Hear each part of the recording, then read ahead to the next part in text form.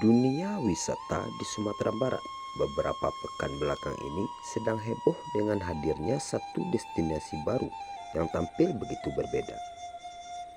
Geosit Goa Kelelawar Padayo di Indarung, Lubuk Kilangan, Kota Padang menawarkan pengalaman berwisata yang tidak biasa. Dengan hanya berjarak kurang lebih 30 menit berkendara dari pusat Kota Padang yang sibuk, para pengunjung akan dihadapkan pada bentang alam yang memberi hawa segar, rute perjalanan yang menantang, dan sensasi ketenangan jauh dari segala kebisingan kota.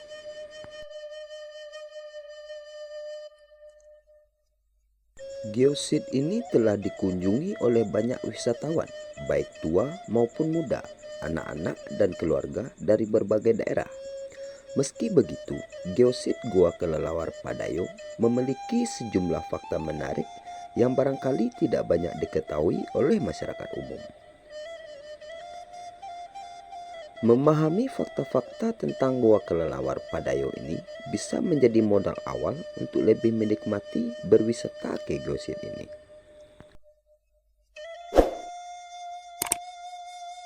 Yang pertama berawal dari lautan. Goa Kelelawar Padayo ini ternyata merupakan sebuah lautan. Ratusan juta tahun yang lalu, lokasi yang menjadi tempat Goa Kelelawar Padayo kini berada diperkirakan merupakan bagian dari lautan. Hal ini diungkapkan oleh Dian Hadiansah, seorang geolog dari Ikatan Ahli Geologi Indonesia. Dian menjelaskan dari kondisi bebatuan dan proses geologi pada penciptaannya dapat diperkirakan lokasi Goa Kelelawar Padayo ini merupakan lautan dangkal. Ada dua kemungkinan yang bisa terjadi. Yang pertama, daerah Indaruang ini dahulunya merupakan lautan. Dan yang kedua, batuan atau lokasi gua sekarang itu terangkat akibat aktivitas tektonik, sehingga ia menjadi lebih tinggi dari posisi sebelumnya. Harus dipahami juga jika proses alamiah terciptanya Goa Kelelawar Padayo ini terjadi dalam jangka waktu yang begitu panjang. Dari bebatuan yang menyusun gua ini terdiri dari batuan gamping atau batuan-batuan kapur. Jenis batuan ini berasal dari kumpulan atau endapan makhluk hidup yang berhabitat di lautan. Misalnya dari endapan cangkang kerang, siput, berbagai jenis plankton, ganggang atau alga, dan juga berasal dari kerangka hewan-hewan lainnya.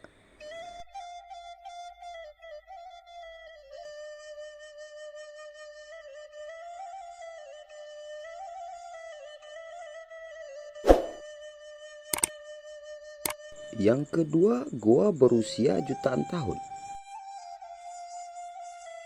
Merujuk pendapat ahli, KASRT dimaknai sebagai wilayah yang memiliki karakteristik bentang alam yang unik. Proses penciptaannya terjadi akibat pelarutan bebatuan oleh sumber air alami.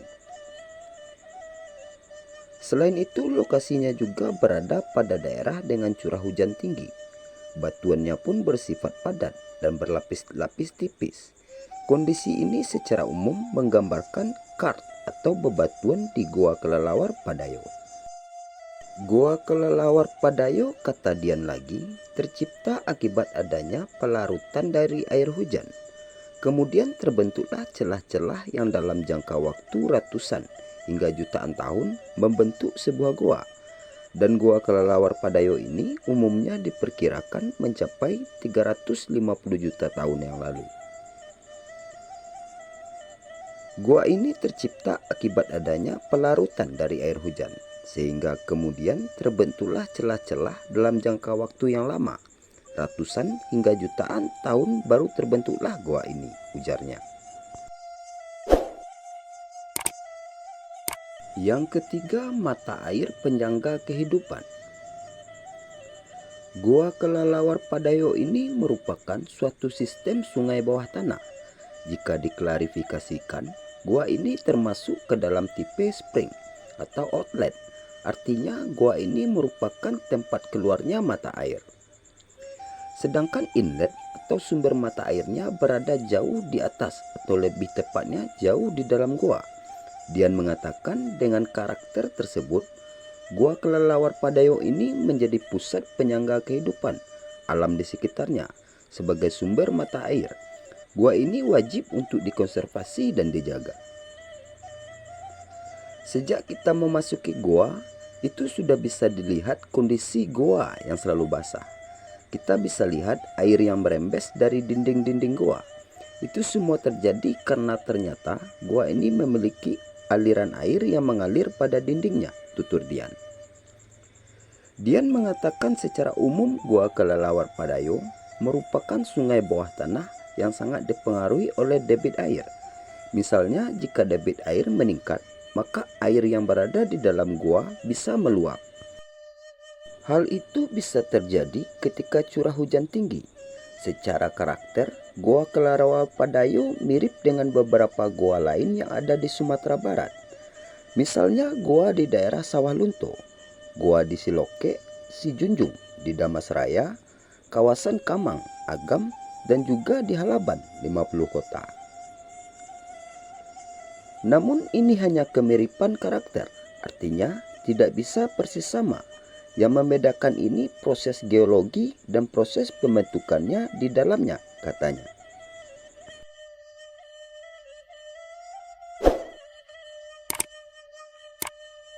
Yang keempat, wisata edukasi.